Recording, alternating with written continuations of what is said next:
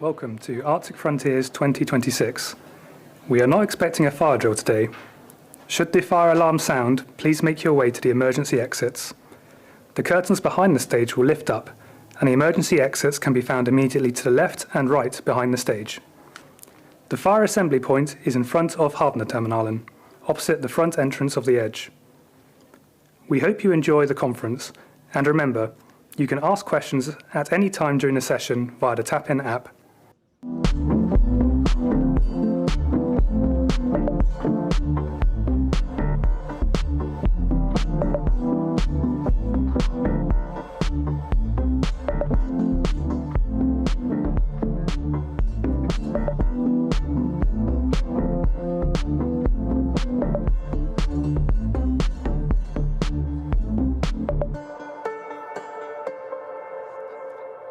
Executive Director of Arctic Frontiers, Arno Fredriksson.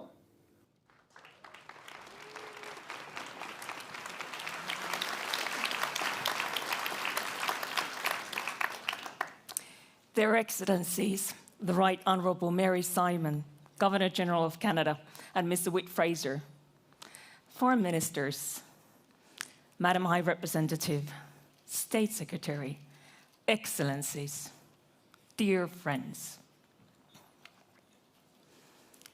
The once steady Arctic is a past tense, gone. An Arctic where cooperation underpinned politics. Now, the ice is melted, and trust, it has turned into ice. Cooperation fractures, and great powers push closer. Values are discarded, maps challenged. Let us call it a shift in mindset, values, and power. This is the new Arctic. This is our present, our era. Because when oceans meet, interests clash. When interests collide, influence is leveraged. Economy becomes policy. Infrastructure, power, presence, credibility. The old, cold, steady Arctic will not return. Shouting won't help. Arctic exceptionalism carried an idea: to be a poster child of collaboration, a path where trust led our way. But the idea of Arctic exceptionalism fell through the ice, and now it is gone. That's the new normal. However, hope remains, because between the old and the new Arctic is a moment, the turn of the tide, an instant between past and present, between what has been and what will come. An opportunity to set course. A time to build structures that can support power and endure tension, that will have an impact far beyond the Arctic. Through what we choose, through what we build, through what we see and say, through words, grounded in truth, rooted in realism, anchored in development, based on science. Wise, pragmatic, and collaborative. But the turn of the tide is brief. The opportunity is now. Welcome to Arctic Frontiers, Turn of the Tide.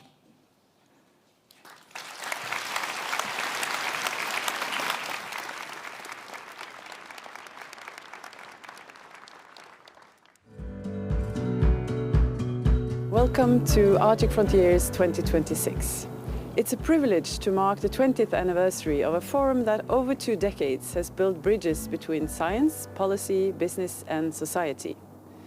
From a small conference, Arctic Frontiers has grown into a global meeting place for dialogue about the future of the Arctic. This year's theme, Turn of the Tide, reminds us that we are living through a moment of transformation. Across the world, tides are shifting, in geopolitics, in climate, and in the ways we choose to cooperate. The Arctic reflects these changes more clearly than anywhere else. As ice melts and new routes open, and as attention and interest move northward, we are called to answer new questions about security, sovereignty, and sustainability. But changing tides also bring possibility. The Arctic has long been a region where shared interests outweighed conflict. Collaboration has shown how knowledge can build trust, even in uncertain times. Today, global tension challenges that trust.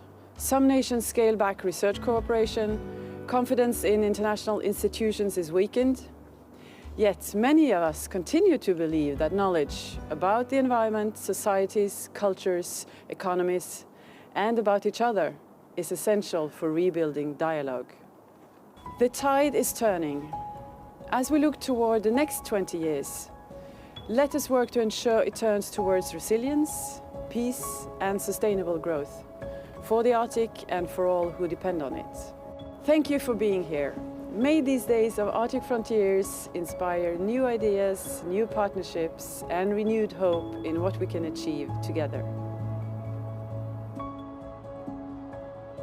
Arktis får stadig større oppmerksomhet, men overskriftene er ikke alltid de vi ønsker oss. Vi vil bidra til å endre dette. Vi unge er ikke bare framtida i Norden. Vi er en del av nåtida. Og vi lar oss ikke stoppe av grenser. Vi ønsker dere fine dager i Tromsø, og en vellykket konferanse.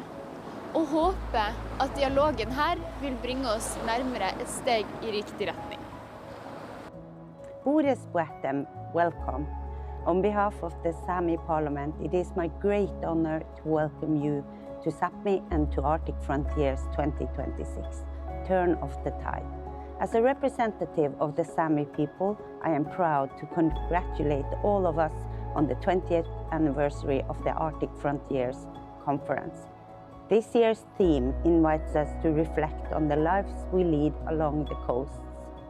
Tides, high and low water, and also form essential conditions for the Sea Sami culture in the fjords and coastal regions. Arctic Frontiers takes place at the same week as the Sami Week in Tromsø. With the Sami National Day on February the 6th, the festival celebrates Sami culture, sports and business with events such as reindeer racing, joik, handicrafts and markets. I hope you get the opportunity to experience some of this. I look forward to valuable discussions and networking during these days at the Arctic Frontiers. Thank you. Gito. Welcome to Tromsø. You have arrived in the Arctic capital, and I am so pleased to welcome you here for the Arctic Frontiers Conference. Did you know that we have another capital label going on this year? Tromsø is the European Youth Capital in 2026. This will be an amazing year where we put our youth first and foremost in every issue. Tromsø is a young and vibrant city with half of the population under 35 years old. I am the deputy mayor in Tromsø, and I am myself 25 years old. The project is called True North and is truly important for us now and in the future. I want you to ask yourself, what do you do for youth today and in the future? Enjoy Arctic Frontiers and enjoy Tromsø.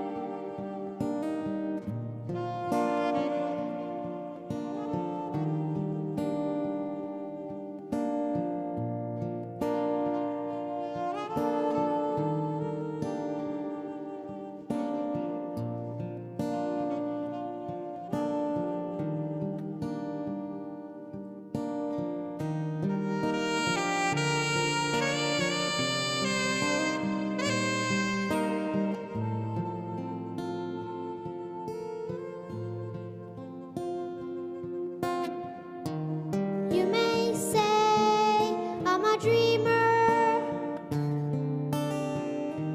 but I'm not the only one. I hope someday you will join us, and the world will be as one.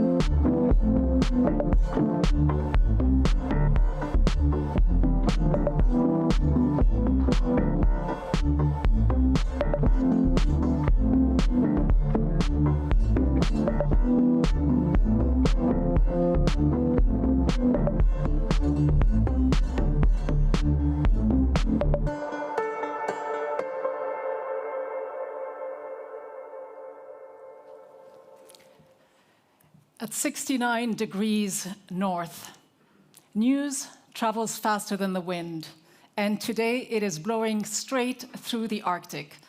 These are indeed unsettling times, but they're also a moment for renewed action and collaboration. Imagine if we all joined forces. Welcome to Arctic Frontiers. I'm Rida Fakhri, and it is my real pleasure to be back here with you as we embark on a new Arctic Frontiers in a very different landscape. Now, Your Excellencies, distinguished guests, ladies and gentlemen, and dear friends, it's so wonderful to see so many familiar faces and to see such a packed room right here today. Our theme this year, Turn of the Tide, is more than a catchphrase. It is more than a slogan. It is reality.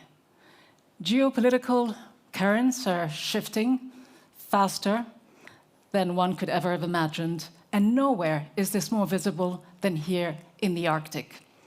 Now, since we met last year, a year ago, the Arctic Council has entered a new chapter, with Greenland taking center stage under the Kingdom of Denmark's chairship. Political priorities, though, are changing, defense budgets are rising, and long-standing channels of research and scientific collaboration are under strain.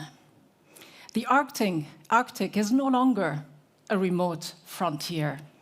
It is firmly back on the global strategic map. It's a zone of rising military activity, yes, intensifying global competition as well, and high-stakes climate change. But it isn't all bad news. With new challenges come new opportunities. Communities that have lived here and thrived here for generations are now adapting to this new environment. They are finding ways to navigate a landscape that is increasingly shaped by strategic ambition and environmental urgency. But are indigenous communities being given the space they need and they deserve to be a real part of the decision-making? This is one of the issues we'll be talking about throughout this conference. But another core issue of our time, a core question is, how can Arctic security and militarization coexist with sustainable, resilient communities? The Arctic is not static, of course, as you all know. It is dynamic, it is adaptive, and it is resilient. The question is not whether it will change, but how and who gets to decide. When President Trump declared he must have Greenland, it was a blunt reminder that the Arctic is no longer a peripheral issue, if it ever was. And so as global attention unmistakably turns north, there could be no better moment to examine the current state of Arctic affairs.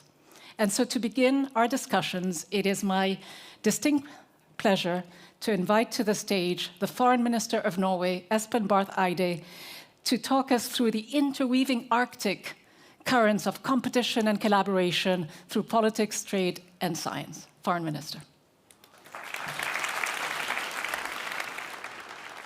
Thank you.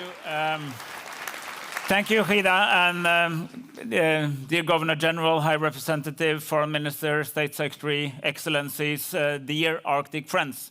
It is a distinct honor and a pleasure to be here in Tromsø, Romsø, again, and at the Arctic Frontiers Conference, which is very dear to my heart. And you know, when it's February, you go to Tromsø, and this kind of is a static in my life. So it's great to be here.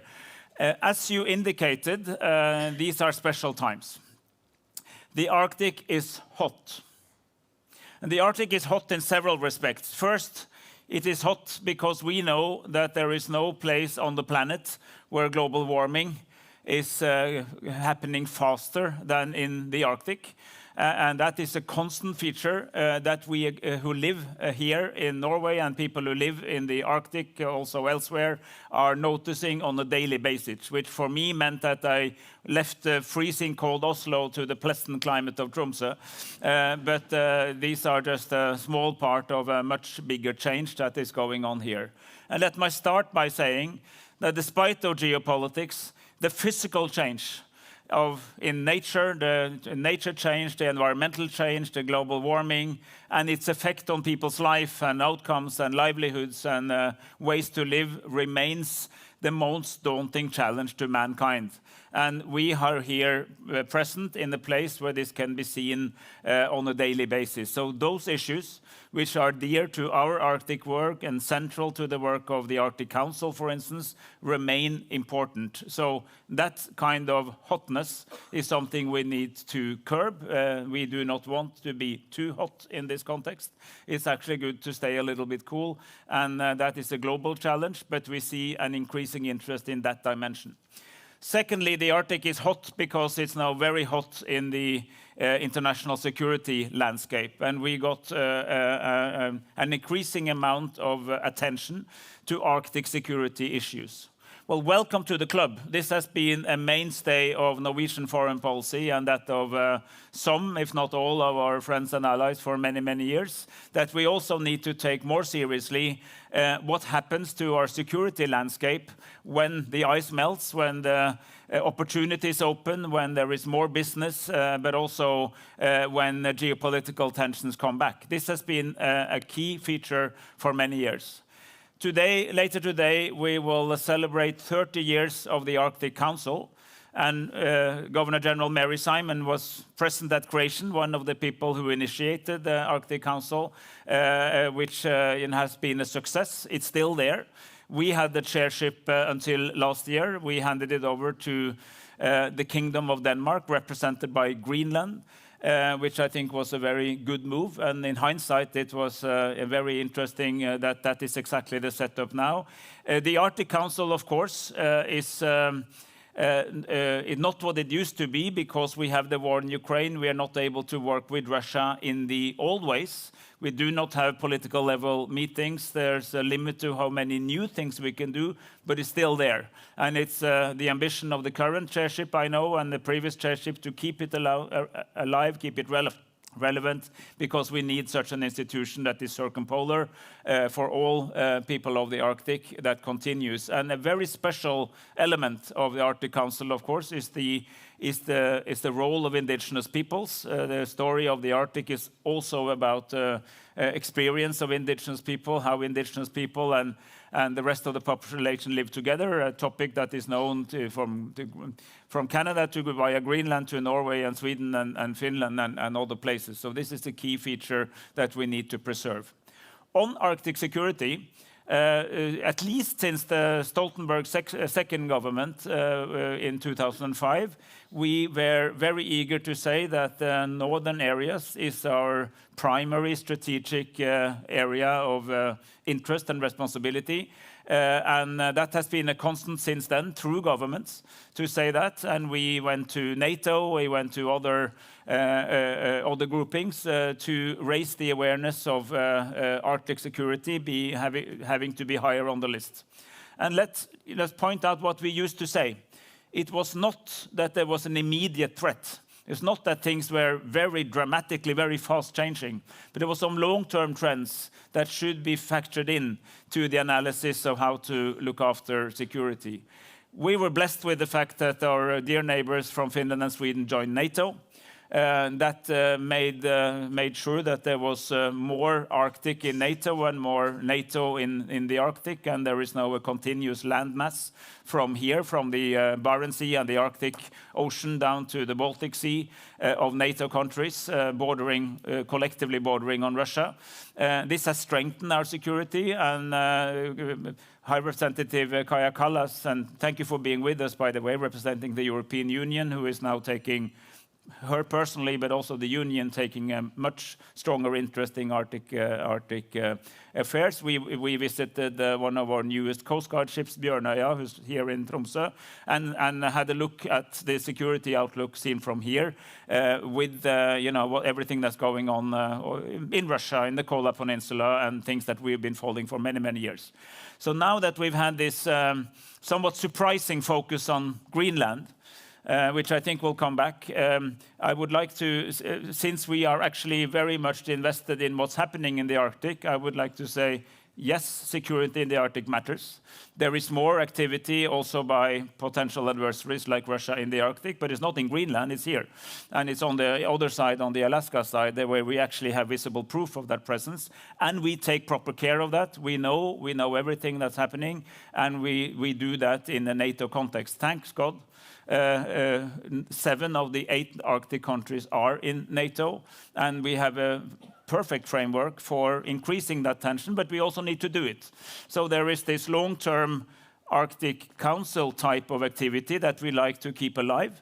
We also want to bring a stronger understanding and stronger focus on the more sort of hard security issues of the Arctic. But we who have been working on that, the collective we who's in this room, from Norway, from other countries, and experts from scientific community, from media, from politics, from business, who've been invested in this for a long time, we have a responsibility. And that responsibility, which of course I as a member of the government might have a little bit more than you, but we all have, is to welcome this new interest in the Arctic and try to help drive it and channel it into something that is somewhat more science-based and fact-based and based on the realities of the challenges that we are meeting. And this is very much what we're here to do today. And we have a superb panel. I will shut up now and leave it to the others. But I am extremely happy to be here. And I look forward to a candid conversation between people who all care, from Canada, from Greenland, from the European Union, from Sweden, and from the academic community, on the complexity of Arctic questions, the opportunities, and what we all can do with it at this pivotal time in global conversations on our neighborhood. Thank you. Thank you. Thank you very much indeed, Foreign Minister Barth Eide. Thank you for setting the tone. We will indeed try to be as honest and candid as we can be about the state of affairs in the Arctic today. And as you say, the region is getting hotter in every possible way. Now, from Norway's high north to Canada's vast Arctic territories, what are the responsibilities there? What are the challenges facing Indigenous communities and the communities that live in the Arctic in Northern America? What do they face as the region grows stronger and more strategic in its importance? It is my pleasure to now welcome Her Excellency, the Right Honourable Mary Simon, Governor-General of Canada.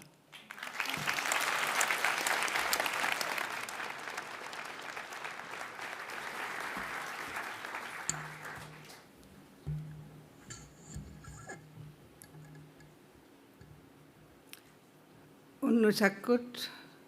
I think it's morning. Good morning. Dungasuwitsi ilunnasi. Bonjour. Dignitaries, esteemed Arctic leaders and partners. It's a privilege to be here and with you today in the beautiful Sampi region of Norway. Arctic Frontiers has never been more relevant. I am grateful for the moment discussions it has sparked to help shape the future of the Arctic. I grew up in Nunavik in northern Canada. My family's culture and way of life were inseparable from the land. We traveled by dog team or canoe. We picked berries and fished in the crystal waters of the George River, rich in Arctic char and Atlantic salmon. I remember how my grandmother, Jeannie, would turn on the shortwave radio and sometimes come across the beautiful Greenlandic Kalatlit Inuit songs on the BBC of all stations. She would say to us, I remember her as a child, when I was a child, she would say to us, "These are our relatives who live in faraway lands. We are all one people." Ma grand-mère décrivait les Inuits comme un seul grand peuple de l'Arctique. Indigenous peoples have long traveled and learned from one another with respect, curiosity, and a commitment to peace. We've shared the rich diversity of our cultures, arts, sports, spirituality. We've shared the fruits of our ingenuity and innovation. We've shared hardships too, the legacy of colonialism, the impacts of industrial development, and of course, the growing threats of climate change, which has been eroding food sources and traditional navigation routes. Yet, through every challenge, we've shared knowledge. We've supported and relied upon one another. This has given us the strength to stand united today and beyond. Life in the Arctic is shaped by relationships that have bound Indigenous communities together for centuries. Ukioktatumi inututa tamannasivunigisimajavut katutigutigitsuukisianikajusisimayok.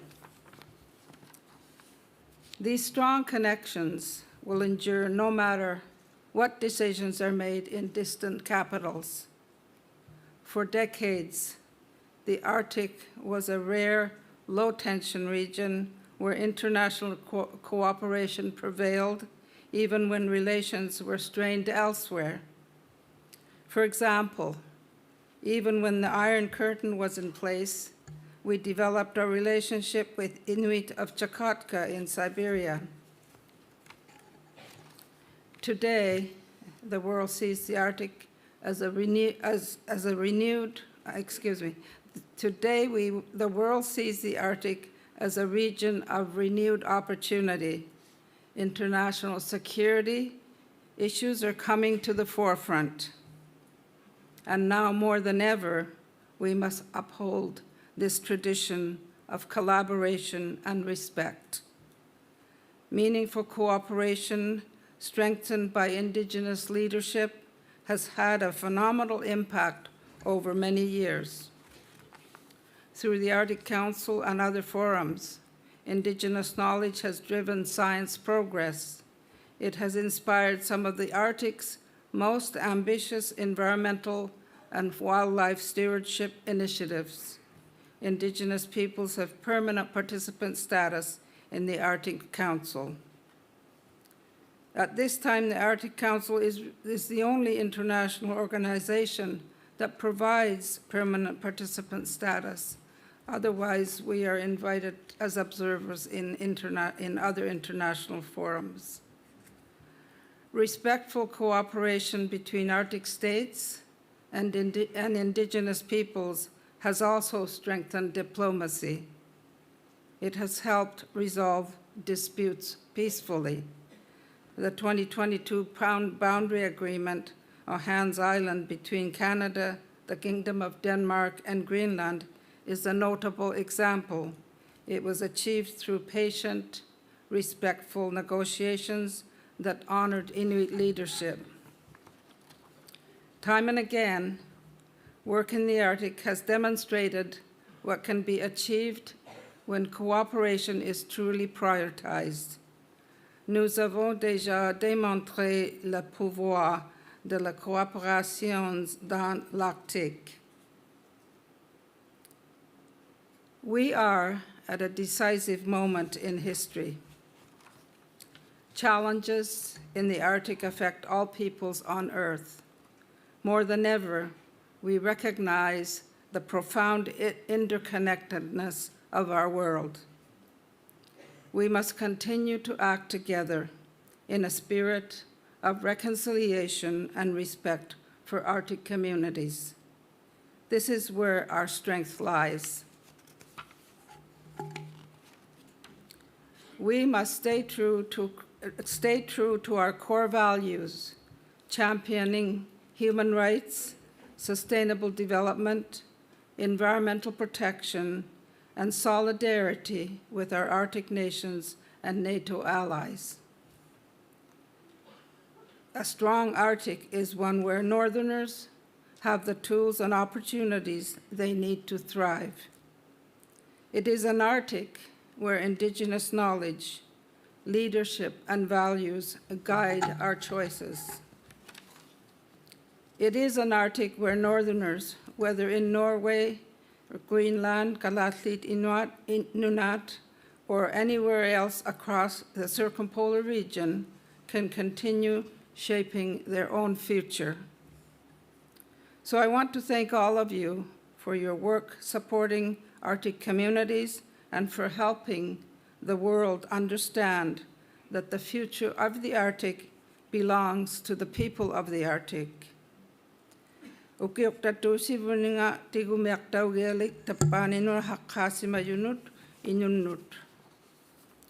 Tomorrow, I will visit Denmark and then on to Greenland, Galatlit Nunat. Let me be clear. Canada stands firmly in support of the people of Greenland who will determine their own future.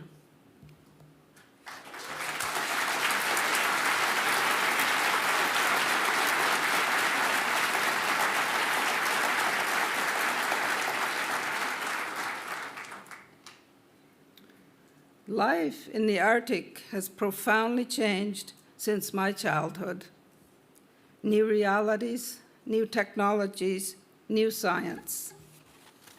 Yet today, amid rising tensions, one truth endures.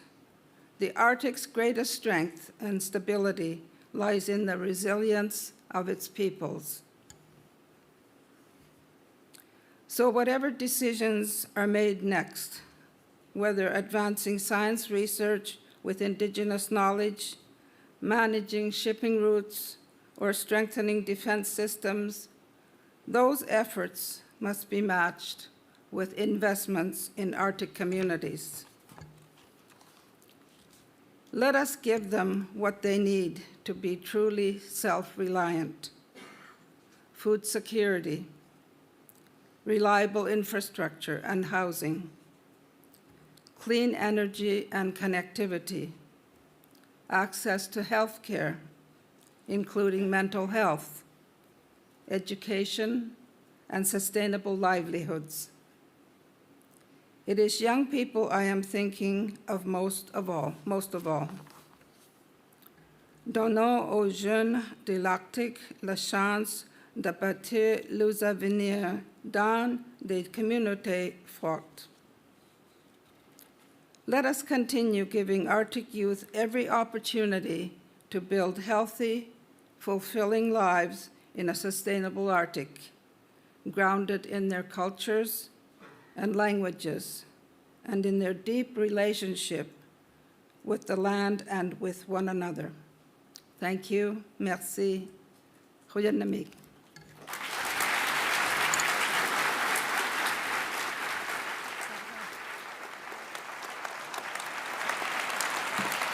Governor General Simon, thank you very much. Merci beaucoup. Thank you for reminding us that this is indeed a decisive moment for the Arctic, not for every state in the Arctic only, but for the indigenous communities, and as you say, for the youth, the vibrant youth that make up such a big proportion of the Arctic. A time of renewed opportunity, you called it, a time for solidarity with Greenland, and a time for respectful cooperation between Arctic states and the Arctic indigenous communities. Now, from Canada, we turn our attention to Greenland, which of course has recently been at the center of heated, intense global attention. How is Greenland steering its way through the Arctic Council with its leadership role amid these rising geopolitical tensions with the United States, with so many competing priorities? How does Greenland aim to build the trust, the stability that is needed in the Arctic? Please join me in welcoming Vivian Motzfeldt, Foreign Minister and Minister of Research of Greenland.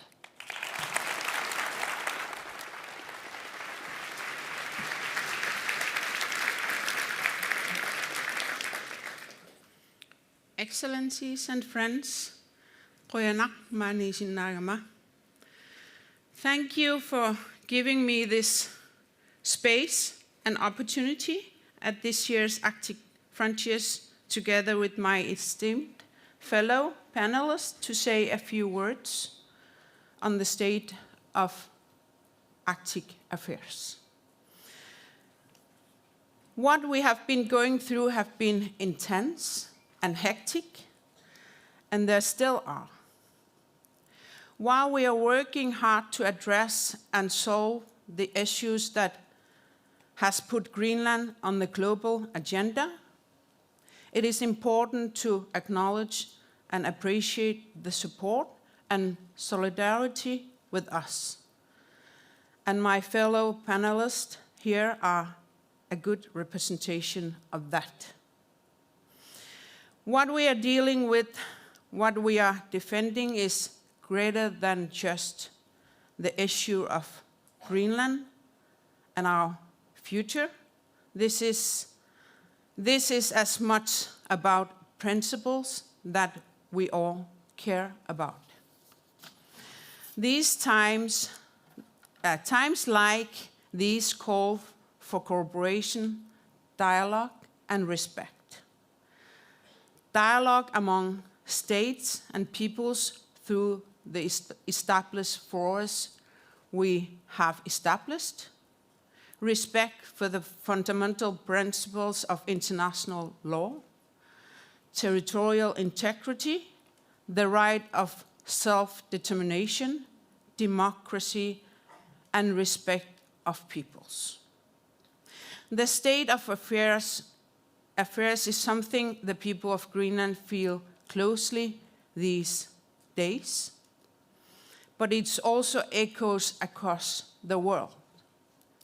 We are well aware where we are located on the map, and we know that our climates, economies, and people are closely connected with the rest of the world.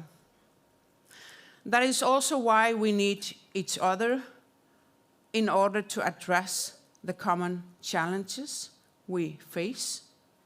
We need allies and partnerships to continue to create a world that we all want to live in. Thank you to our fellow Inuit across Inuit Nunat, our Sami friends, Norway, Sweden, Finland, also the European Union for your strong support. It means a lot to us to know you are backing us. We are pursuing a diplomatic solution through negotiations. I am hopeful and optimistic that we will find common ground that respect our red lines. But I would also like to emphasize that it is necessary to respect the need for the working group to do its work. We have and will continue to seek respectful dialogue through diplomacy and normal channels.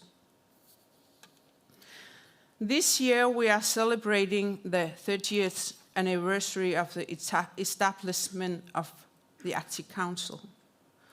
We are very fortunate to have one of the founding mothers of the Council with us today, Governor General of Canada, Mary Simon. In these challenging times, it is even more important that we continue with a forum like the Arctic Council. We need to stand together as Arctic states and indigenous peoples to address environmental and societal challenges that still needs our focus and attention. From the Greenlandic side, we are proud to be playing a leading role in steering the Arctic Council through the current situation. Together with Denmark and the Faroe Islands, we will do our best to ensure that the work of the Arctic Council remains active and that progress is being made, and most importantly, that the Council continues to be relevant for the people who call the place our home. I'm glad to be standing here today among friends, and I've already felt the support of the people here. Let us continue to talk and engage with each other. It is time to stand together and build upon the community we know and the community we wish for. We owe that to the next generation. Qoyanak, thank you.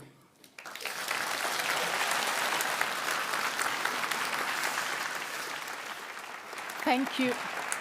Thank you very much indeed, Minister Motzfeldt. We will, of course, pick a little bit more on those red lines in our panel discussion.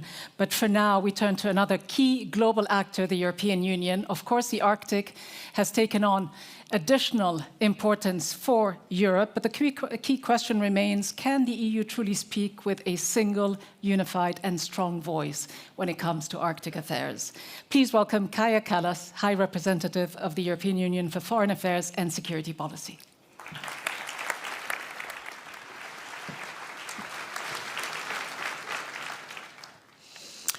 Dear Excellencies, colleagues, dear friends, I'm thrilled to be back in Tromsø. My first time here was as a teenager, just after Estonia had restored its independence, and we could finally travel freely. It was during our first trip to Finland that we discovered that you could actually drive up to the north. Nobody's asking any questions. So even cross the border to Norway, a NATO nation, imagine that. So we took that trip, and for me, being in the Soviet prison for so long time, it felt really freedom cubed, so it was really massive. I have to confess that we didn't have visas at the time, and Espen knows this story and has pardoned me already, but I'm also very great to be back here, so legally this time. Of course, it is a period of high stress for the High North. Let me offer 3 observations from the EU perspective. First, the Arctic is critical for transatlantic security. It will require more attention, more resources, and yes, more hard power. Our initial European strategy on the Arctic, way back in 2008, focused on climate, fisheries, and research. Today, we have vibrant, active engagement across a wide range of areas, from promoting inclusive and sustainable development to empowering indigenous peoples, fostering Arctic cooperation, supporting innovation and entrepreneurship, and enhancing civil protection capacities and capabilities. But there is a missing dimension, A year after EU adopted its latest Arctic strategy in 2021, Russia, the largest Arctic nation, launched a full-scale war in Ukraine. That war has increased tensions across Europe, but also in the Arctic. Moscow has reopened and modernized Soviet-era military bases in the high north. One of the world's largest concentrations of nuclear weapons is located on the Kola Peninsula, right across the Norwegian border. The Arctic has also become a testing ground for Russian missiles. Europe must catch up with years of Russian military buildup in the region. And here I want to thank Norway for its crucial contribution to European security in the high north. Next month's cold response exercise with the 25,000 troops training here in Norway will send a clear and unmistakable message of resolve. And this brings me to my second observation. The world has changed. And nowhere is this clearer than here in the Arctic. Not since the golden age of Arctic exploration have so many papers, journals, articles, opinions been written about this region, including the growing competition for trade routes and resources. I will not repeat these challenges here, with the exception of one we cannot ignore. And this is the radical change in the US thinking that marks a structural shift in transatlantic relations. Here in the high north, you have felt this acutely in the few last weeks. The EU understands that Greenland is strategically important for the United States. It is also strategically important for us in the European Union. Nearby are key submarine lanes. Beneath it are critical raw materials essential for the global economy. And the shortest flight path for ballistic missiles from Russia runs across the high north. This is recognized by all. But let me be clear where the EU is coming from. We recognize that the high north has been populated for thousands of years by the indigenous peoples of these lands, the Sami in Norway, Sweden and Finland, and the Inuit people of Greenland and beyond. We also believe in territorial integrity and internationally agreed borders. And we say clearly, Greenland belongs to its people. Tensions are lower than they were a few weeks ago, when Foreign Minister Vivian and I met in Brussels, together with the Danish Defence Minister Troels Lund Poulsen. But there is little clarity about what comes next or when the next dispute may arise. So I will reiterate what I said then. The European Union stands with Greenland, we stand with our member state Denmark, and we stand by UN Charter. The future of Greenland is for the Greenlanders and Denmark to decide. Dear friends, all of this, the security challenges, the geopolitical shifts, the rapidly changing global order, leads me to my third observation. It is time for a fresh EU Arctic policy, one that reflects the times we live in and the world we want to see, including a secure Arctic. For the European Union, it is essential to ground these in strong partnerships. In the Arctic, this means close cooperation with Norway, Canada and Iceland, with whom we already enjoy close ties and have, or will soon have, in the case of Iceland, a security and defense partnership. NATO remains the cornerstone of security in Europe. But let's not forget that NATO and the EU have 23 members in common, and that today European Union is heavily engaged in defense itself. Our 3 member states, who are Arctic countries, bear a special responsibility for driving our Arctic policy. In the same way, those EU member states who are also NATO allies have a critical role in ensuring that the EU security concerns are in line with those outlined by NATO, including in the Arctic. You know as well as I do that the Arctic security is not defined through the military lens alone. It is also about resilient societies, about people building lives in an unpredictable environment, and about sustainable life. A safe, secure, livable and prosperous Arctic is a global common good. It's up to us to make it happen. And that is what the EU will work for, together with and in support of the Arctic nations. They can count on us, you can count on us. Thank you.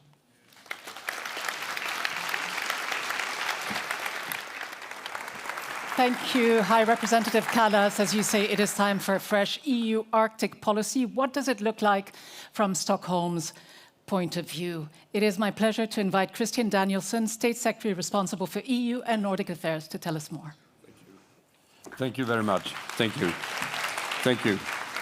Governor General, Foreign Ministers, High Representative Vice President, Excellencies, it's a great pleasure to be here. And as Foreign Minister Bareide mentioned, it's immensely timely. We are in a situation where things are shifting. If I would have been standing here in 2019, I would have said the Arctic is the example of peaceful cooperation. Not anymore. High North is not anymore the place where there are low tensions. And that we have to take in. Now, what does it mean? Well, we have already listened to detailed descriptions of the security challenge. It is clearly there. For our part, we see it and we work on it. Within NATO today, and I think exactly as Foreign Minister mentioned, the whole issue of High North has come into play in the security context of Europe today and also in our transatlantic relations to an extent that we didn't have before. That's good, even though it's a sign of the fact that we have adversaries out there, that we have challenges out there. But we need to work on it, and that's why it is important that we now do the necessary investments in our defense, nationally and in cooperation within NATO. We need also to bring in and continue to take into account a challenge that was there 4 years ago, namely climate change, and still will continue to be a challenge for us. Now, that means thinking in terms of how we can mitigate it. That means what we do nationally and globally. That means also how we work together with the communities in the Arctic in taking on the issues that comes about as a result of global change in a negative sense. But this is also an issue which raises opportunities and in a sense plays into the global competition we see, namely the fact that suddenly the Arctic region becomes interesting from an issue from the area of raw materials, from the issue of communication, from the issue of economic development in a broader sense. And we need also to bring in that in our thinking and how we can make that into something which is positive, primarily for the people living in the Arctic, but also in the broader sense for us all, for the global good that the Arctic is in reality. The third element that is playing in, and that comes as a result of this, it's a more concrete international interest in the Arctic, in the Arctic. We have just heard about the US interest, and there should be no doubt about Sweden stands here. We stand with Greenland. We stand with the people of Greenland. We stand with Denmark, and we are very clear that international order must be respected. That goes for territorial integrity, and it goes also for the other elements that comes about in that context. But that being said, this renewed interest in the Arctic also is something that we need to bring into our thinking. And where does it land for Sweden?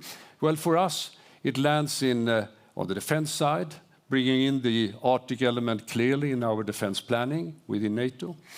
In the more general sense, we are working on a new Arctic strategy, where we will focus on the Arctic Council and how that one can play an important role in this new reality.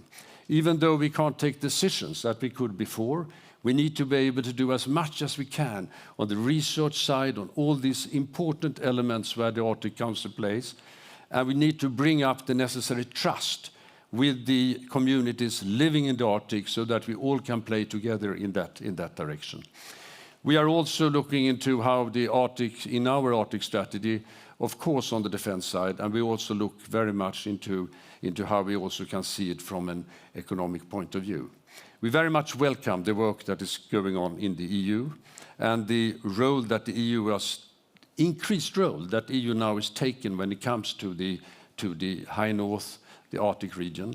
And of course, it's true that with Sweden, Finland and Norway in NATO, the whole issue of Arctic North, of the High North is not anymore something which is exotic, something far away, but it's in the midst of what is NATO cooperation today. But most important is that we can work together. All of us who have a stake in the Arctic, that we work together, try to path out a route ahead to meet these challenges and make the best out of them. And that's where Sweden will be, and that's what we will support. Thank you.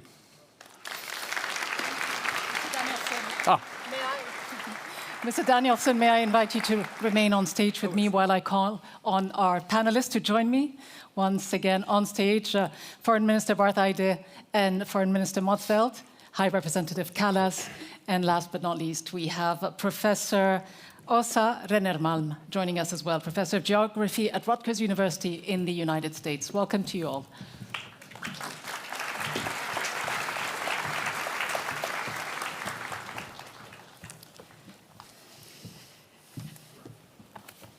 Now, we have so much to talk about. We've touched on so many issues, but of course, the overarching theme has been focused on geopolitics. So let me turn to you first, Professor Åsa Rennermalm. And with no offense to our distinguished panelists, our politicians here on the stage, I know that as a scientist, you will give us the facts straight and without any spin. So tell me to what extent what you have heard today fits with your perspective when it comes to the most consequential challenges facing the Arctic region today. Thank you. And I just want to say that I'm speaking here today. This is my own opinions and thoughts, and not as a representative of Rutgers University or the American Geophysical Union, where I hold many volunteer leadership roles. There's no doubt about it that the geopolitical situation in the Arctic right now is very serious and troublesome. But the long-term security issue in the Arctic is not what's happening right now. The long-term security issue of the Arctic is climate change and environmental degradation and pollution. To understand what's going on, we need science. And we may know on a big picture level what is going on, but there's so much still to uncover because we don't know exactly how climate change is going to unfold. We do not know how it's going to play out in the local communities across the Arctic.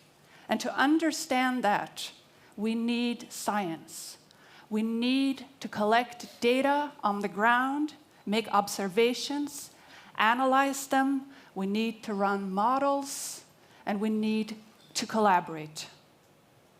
So it's a paradox at this time when science is so important that science is being under increasing threats of being diminished in the world. And I'm not just speaking, I'm here, I'm an American person, I work at an American university, and the changes we've seen in the last year with the attacks on science in America is absolutely devastating. But we see similar things happening in Europe too, with funds being diverted to military buildup and production of weapons. So at this time, when we need science, science is also under threat. So you say science is under threat, and we've been talking a lot today about the importance of security in the region. To what extent is it central to understand the role that science can play in making that link between climate change and security risks? And are scientists as well being marginalized? You say the funds are being cut, the research funds, but scientists themselves, are they being listened to by policymakers? I mean, we see some very alarming trends that we see in our societies today is eroding trust in expert knowledge and evidence. And it's because of spread of misinformation and disinformation. And in the United States, we see it's like it's really coming to a head where people can't even agree on what is reliable information. What are the truths that we all can agree on? And when we cannot agree on that, that's a huge issue for our security, because how are we going to work together if we cannot agree on the basics? I see that as a huge problem.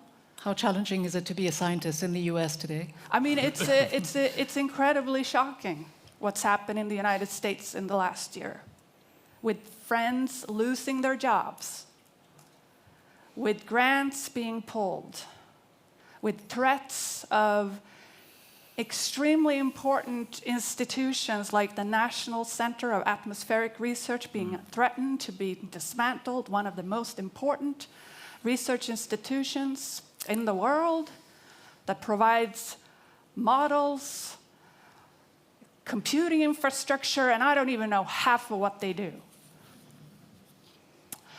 And what's also happening is that we're losing a new generation of scientists because the pathways to become a scientist is becoming more difficult. All right, Professor, we will obviously follow up on all of this, but let's go to the politicians once again. Foreign Minister Barth Eide. I mean, here we have Professor Rønneldam telling us about the importance of science, but of course from a foreign policy perspective and from a political perspective, you have said today and repeatedly that for you one of the key achievements of the Norwegian chairship of the Arctic Council was keeping it together after Russia's invasion of Ukraine. But is the status quo tenable? No. Is it in the best interest of the Arctic? No, status quo is not good. This is a holding operation to keep the apparatus alive as we're waiting for better times, and we work elsewhere to make times better. So status quo is not tenable. That's absolutely true. I would very much like to echo this, that it is also, as a government representative, it's incredibly important to strengthen and actually defend the protection of facts and science. And science basically a methodological way to falsify or verify hypotheses in whatever field. And you know, the Enlightenment, which is sort of foundation of modern civilization, was about rulers accepting that although I feel that the world is flat, the scientists tell me that it's round. And at the end of the day, it's okay. It's not woke. You know, it's acceptable. All right, I have to rearrange. This is, you know, when we went from Middle Ages to Enlightenment. And if we're going backwards, we're in deep trouble. For all of us, very, very serious trouble. Because if you don't believe, and of course, scientists never agree on everything. You know, this is, I have a research background myself. But, you know, you agree on certain methods that make certain things more likely and certain things are simply wrong. So I think for the rest of us who are not in science as such, just to accept that there is such a thing, that think there is truth and false, is a foundation for our civilization. And we need to stand up for that, and we need to take the omen for what you see in some countries and make sure it doesn't happen here. So just briefly speaking about myth and reality, facts and fiction, on a political level, is there a tendency to sometimes accept and tolerate faulty statements? And I have in mind the statements that the US president has made recently with regard to Greenland, saying that it faces a serious threat from Russia and China and their warships swarming around the area.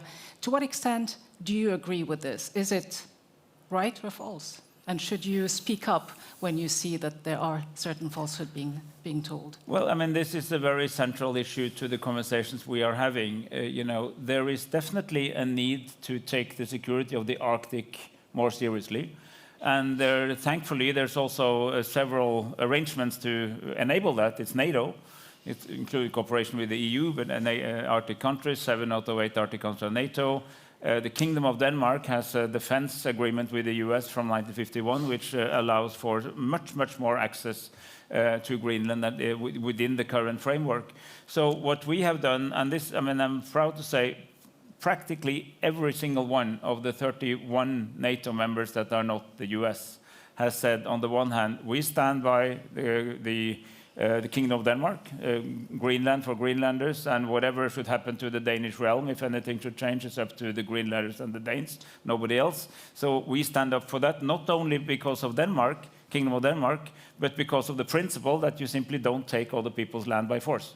At the same time, we also say collectively that we're more than willing to discuss the real security challenge in the Arctic and work on them together. So that's this double message, has been very explicit from all of us, and I'm talking about the very best friends of the United States of America. There have been very explicit statements of solidarity, but beyond the statements, what are you willing to do to stand up to an ally like the United States if it goes from attempts to influence and control Greenland to something more concrete? Well, I was in Davos. I was listening to the president when he said that he would not use force against the Kingdom of Denmark and Greenland, and a few hours later that he withdrew the threats of tariff punishment for those of us who actually said we're ready to enhance our presence in Greenland because we want to take security issues seriously. So that response has already had an effect. I am very much aware with Vivian Motzfeldt and Lars Løkke Rasmussen, there's still work to do, but we are in a different space, and kudos to them for taking this very wisely into a different space, and we rest assured that we're all with you here. But is the US still a reliable ally, yes or no? So, time is tight. What politicians don't like yes or no questions. So, I mean, the US is a very important ally, and we are just looking in a region where we have a significant and increasing American participation, as we want to, in exercises, in overseeing what's happening on the Russian side in the coal line in our waters. So we work very closely with the US, and there are so many Americans who are very much aware of the importance of these areas and the importance of alliance. So, and we've been allied with the US for 77 years, and there have been different presidents through these 77 years. All right, so the answer is yes. Yeah. They are still a trusted ally despite all of the uncertainties. But we'll get back to it. Foreign Minister Motzfeldt, if I can come to you very quickly. I mean, you said that the time now was for negotiations and that you were seeking a diplomatic way out of the impasse with the United States. You also mentioned briefly the red lines. Has the threat of the United States to acquire Greenland one way or the other, even though President Trump has said that there will be no military means used, has it completely disappeared, or do you still have concerns? Oh, no, I think that the concerns is still very high, but what we stand just for 3 weeks ago and where we are today, I feel more, I see more hope in the future, and at the same time that how important it is to take this diplomatic track. And now we are in direct communication, and instead of talking to each other through media. And I think that the decision to make this working group gives us a sense of hope, and of course we'll do our best to find the best solution so we can, of course, United States has been our ally for many years and a friend, and we have been saying in many circumstances how important it is for our security. We are We have been friends and friends still today and allies, but the rhetoric you have been used is not something you have been heard from your ally. So the situation has demanded many things from our side to find the right solutions. Of course, with the in cooperation with Denmark, also making these defense agreement we did with the defense minister. At the same time that we are taking issues that we have never been taken before, talking about capabilities that we don't even have terminology on that. We don't even have word for that. So at the same time, all these tensions that came so fast, that you also need to have your people with you. And talking about low tension just for 2 years ago, and still have that in your policy as a very high priority, but seeing the reality is changing and finding the right balances, and yes, it's still very difficult. But what is your absolute red line? Would you ever contemplate selling Greenland to the United States? And do you believe that NATO diplomacy in Davos actually helped secure Greenland's sovereignty? Are you confident that your red lines were passed on to the United States? I believe that situation demands that we make many dialogues. We talk with each other. But I think the red lines has been very clear from our side. We stand with Kingdom of Denmark and our right to self-determination, territorial integrity, world order and international law, and these are very much our red lines. So Greenland is not for sale? Greenland is not Not for today, sale. not in the future? Absolutely not. And we have been there in thousands of years. To be in Greenland, you need to adapt in any changes. And these changes are something that also demands adaptation and finding the creativity that you are so good at, because to find the solution, you only have yourself to solve. High Representative Kallas, how are you adapting? How is the EU adapting to this new Arctic environment?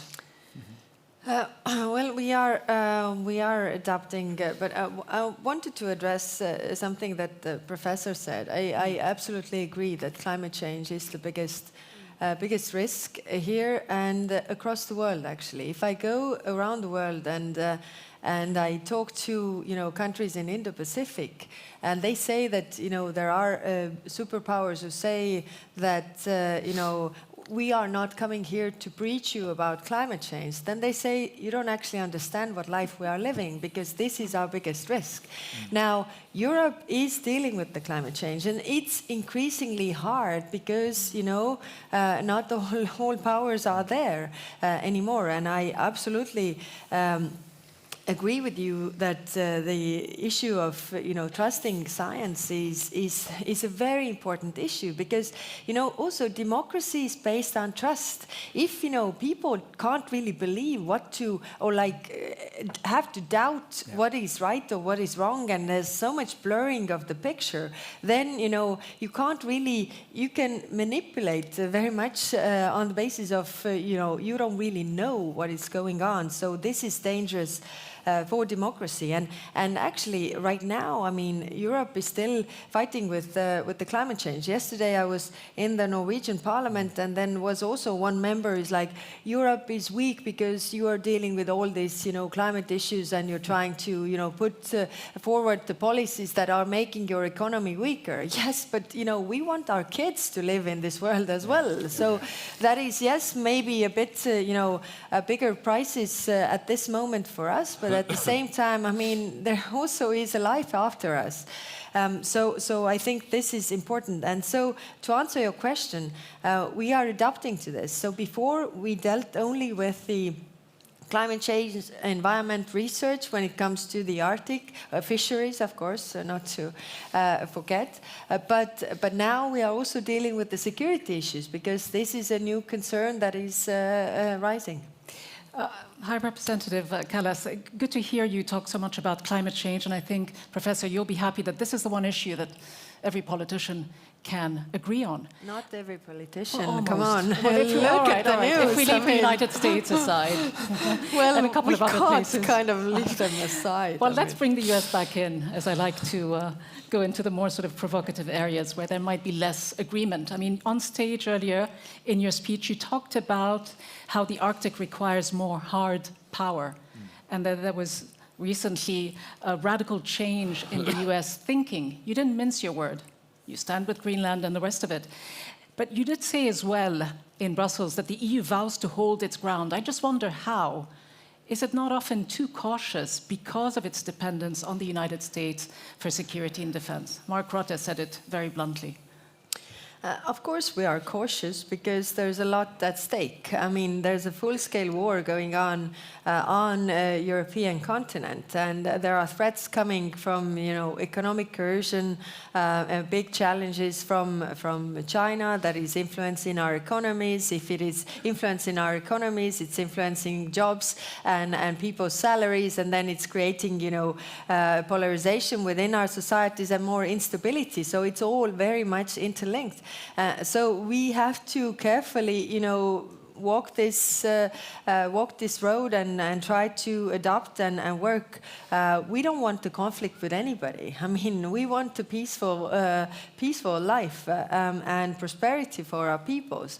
But it is the situation where we are, and if you have such big risks, also the military threats, then you also need to work on building the defense that is acting as a deterrence, so we might not need it if the deterrence is strong enough. And we want to come back to this, how important it is for Europe to build its own defense capability. But I do want to move, last but not least, to Christian Danielsen and ask you as well about how you assess this growing geopolitical tense landscape and whether or not Europe can and should build its own defenses to rely less on the United States. Well, that's what we are doing.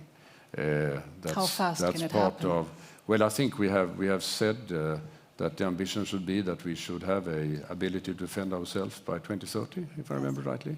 And if you look on the investments being done in countries like Estonia or Poland, Sweden, and nearly all of the member states, it's moving very fast in that direction. So that's what we are doing. But if your broader question is about, if we go back to the Arctic, I think what is interesting right now is we have this new reality where we have adversaries, and put it bluntly, it's Russia.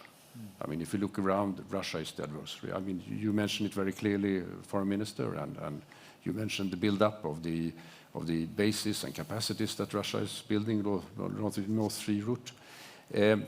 On that one, NATO is absolutely essential, and there we're working with the Americans. So what is happening now is that we are building up capacity to plan, defense planning for the High North. We are having exercises here now. We are discussing how to furthering that into other parts of the High North. And we believe firmly that that's the way we should do it when it comes to the defense planning. And then on the EU... But could it lead to more escalation as opposed to less? No, this is not about over-militarization of the Arctic. It's not about escalation. It is about building up deterrence in reality, to see to that nobody would like to escalate, basically. So I think it's very, very important. And that is something which unfortunately is new for the Arctic, because we all liked it when it was an area of peaceful cooperation. But it's part of the reality of today. Let's take a quick look at how Arctic politics and these tensions are affecting international cooperation, scientific collaboration in this rapidly changing climate. Let's take a look at research done by the Norwegian Polar Institute.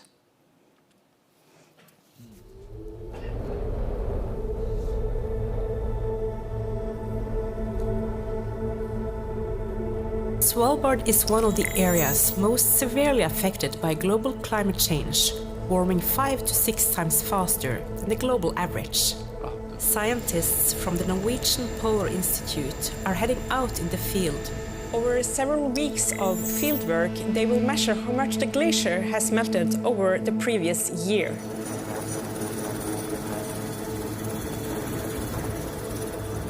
The Institute is the main advisor to Norwegian authorities in polar environmental issues.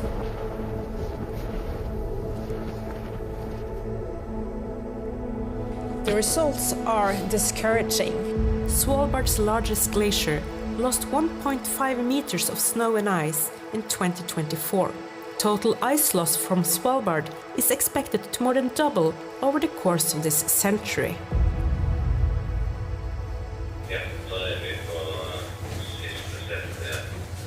From South Pacific sea level rise to global permafrost melt, the world community is dependent on knowledge from the ice-covered and far reaches of the Earth.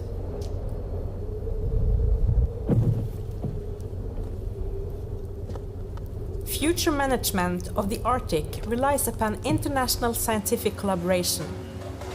From collecting, sharing and analyzing data to working on joint projects and new technology. A single mooring in the Arctic Ocean water column can hold invaluable information in predicting the development of the future Arctic climate system. Polar scientists are out in the field searching for answers to the most pressing challenges of our times. 2026 will be a major year for polar research. In partnership with the Research Council of Norway, we are preparing Norway's participation in the 5th International Polar Year. We are also setting up the Svalbard Science Office in Longyearbyen. Collaborative infrastructure is the backbone of polar research, and international cooperation is needed to ensure scientists from all over can participate in this effort. As we head towards 2050, this underscores the huge need for knowledge and updated climate prognosis in an Arctic that is becoming more open and accessible. International collaboration is being challenged, while science is more important than ever. Together, we need to be well equipped to find solutions to the challenges we are faced with in the high Arctic.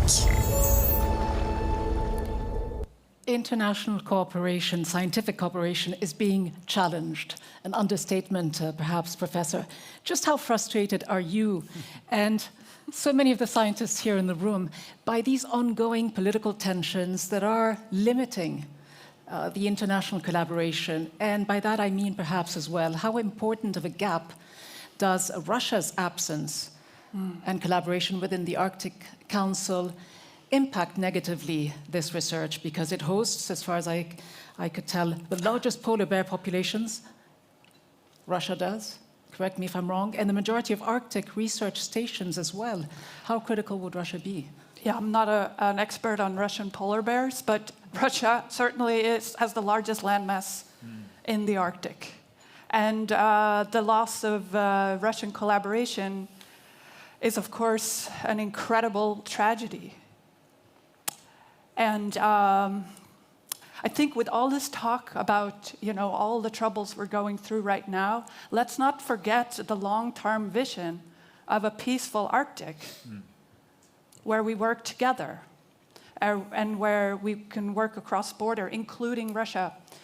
I went to a talk yesterday here where they highlighted the incredible the impacts of some of the loss of Russian collaboration. There is this network of a research station called IMPACT. And losing the Russian stations, like what we do as scientists, we go out and we observe the world, right? And having observations from these Russian research station is incredibly central to understand what's going on with the Arctic on a larger scale. So the loss of that international collaboration is devastating. And now we see the United States withdrawing also from international collaboration. I have colleagues who are afraid to travel to the United States for meetings. I was at a big meeting in December with a lot of 20,000 scientists. But even though we were 20,000, there was a decline in the number of international participants. This is incredibly troubling. Well, thank you for these thoughts, and I'm looking at the clock, and it's really working against us.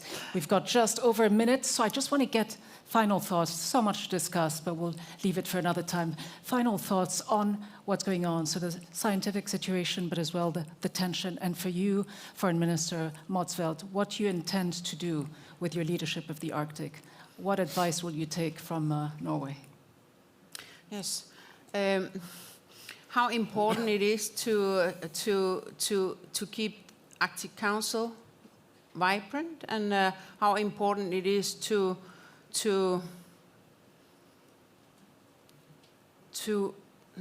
keep our cooperation as strong as we can, and keep it vibrant as we can, and have a common understanding between all these states demands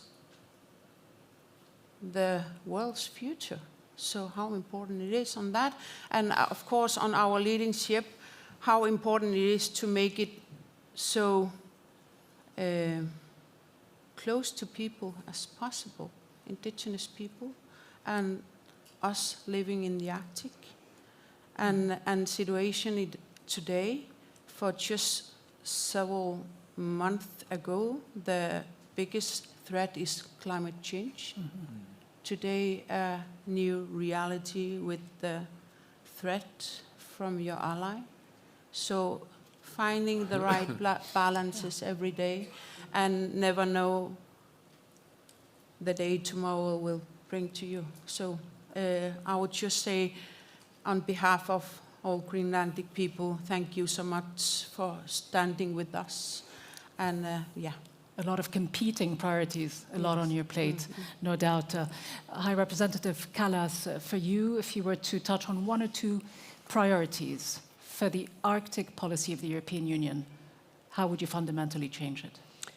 Well, like I said, I think the fundamental difference is the security aspect that wasn't there before. So this is what we also need to address, in addition to the climate change, environmental issues, fisheries research that were already there. Mr. Christensen, for you, yeah, what is the key I challenge? think what is essential is that we find a way of meeting these challenges with the communities in the Arctic. That we have a sense that we do this together.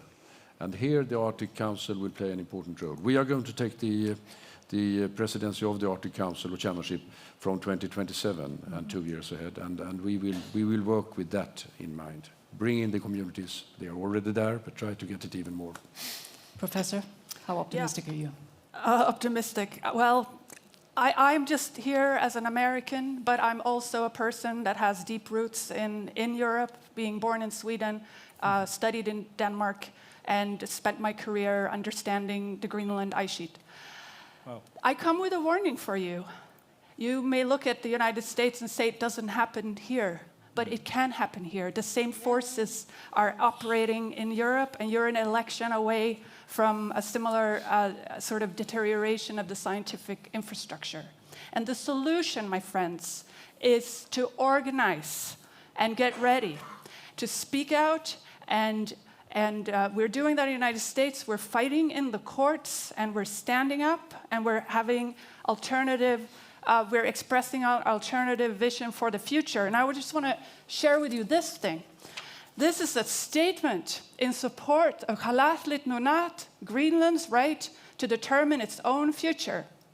It's signed by over 200 scientists in the United States, all of which have been working in Greenland or do science about Greenland. And we know that there is a better way to communicate with the people of Greenland, not through threats and intimidation, but by respect and openness And Greenland has welcomed us for decades to do science in Greenland and been incredibly welcoming. This is the pathway for the future. A call to action.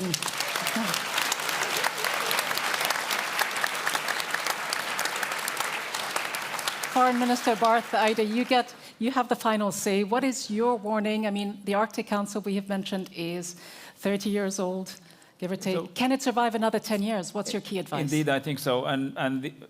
Most of the countries in the Arctic Council, most of us, are countries with sort of high trust, high sense of community and togetherness, and I think preserving that is maybe as important as investing in defense, which is also good. But to keep societies united, and I think what you're doing now in Greenland and also in the Kingdom is very impressive. But my final message is a positive one, which is that remember that the reason we discuss security was not generated in the Arctic. It's not because of Arctic development. It's because of global development and regional development, war in Ukraine and Russia's behavior. The 8 states that are actually in the Arctic, they actually have no, let's put the caveat around this Greenland discussion in the US, but if you take the real issues, there is now outstanding disputes. We settle it. We know the border is, we know where the states is, we know where Russia starts and ends, we know where NATO countries start and ends. So these are countries that are able to collaborate. And right now it's difficult with Russia, but at least the rest of us should try, because in contrast to many other places, part of the Eastern Europe now, with you have Belarus, you have Moldova, you got Armenia, you got Georgia, which is in play in a sense. With nothing of that here. It's very clear. Russia's border goes to the Norwegian border, and from the first meter there's a NATO border. That's a good starting point, because there is nothing really to quarrel about in the Arctic. But at the same time, we say, as I said, if there is a broader dispute, our waters will be important. So let's remember this is still true, that there are some problems we do not have in the Arctic, and let's keep it that way. Your one-word tip for Greenland as it takes the torch forward? Well, Greenland is already on it. They're doing an excellent job. We're still in a maintenance mode, but keeping the council together. And again, I think, I am absolutely convinced that Greenland and Denmark, the Kingdom of Denmark, with the support of all of us, will prevail in this dispute. And we will work together as all Arctic countries on the security of the Arctic in the long run. All right, on this very positive diplomatic note, thank you all very much indeed.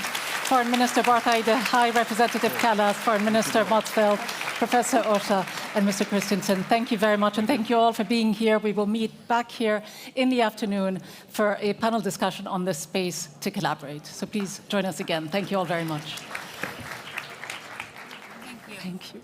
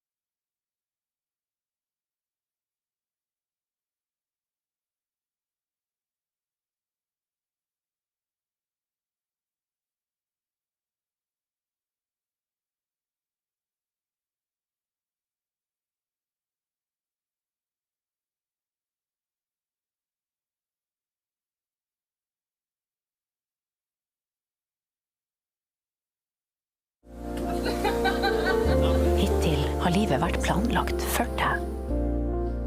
Men nå er det opp til deg. Men det fineste av alt, vi går veien sammen.